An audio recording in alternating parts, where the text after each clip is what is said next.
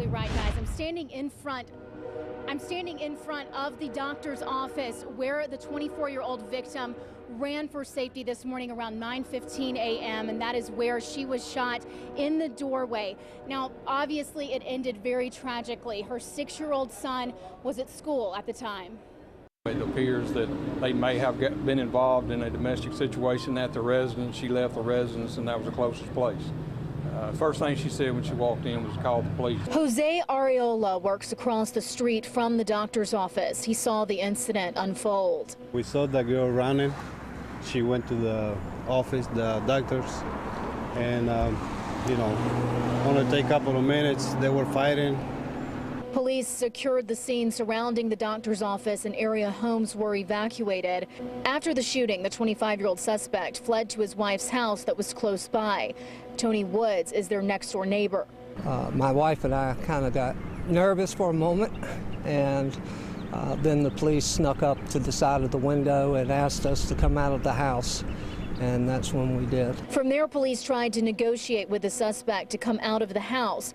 They threw tear gas inside. That was tear gas, the popping noise that y'all heard being fired into the residence to get him to exit. A hostage negotiator tried to coax him out over a cell phone at first and then an intercom. The suspect shot himself in the head and came outside and was arrested in the yard.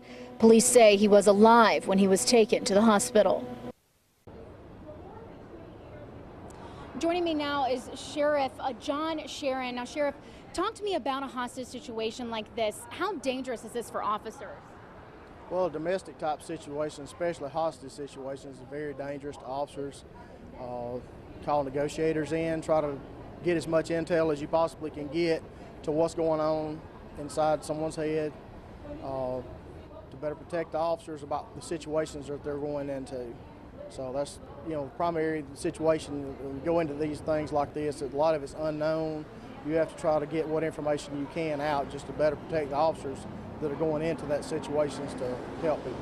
And talk to me about the victim. She ran to the area that, was closest to her house. It was public. Did she do the right thing? Well, it's hard to say we're right or wrong because, that's a judgment call on your part when something like that goes on. Usually it would be better to go to a public place. A lot of times that can de-escalate things.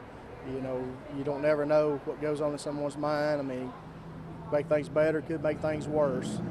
Well, thank you so much for being here live with us tonight, and we'll continue following this story. For now, live in Jemison, Lillian Lalo, WIAT 42 News, coverage you can count on.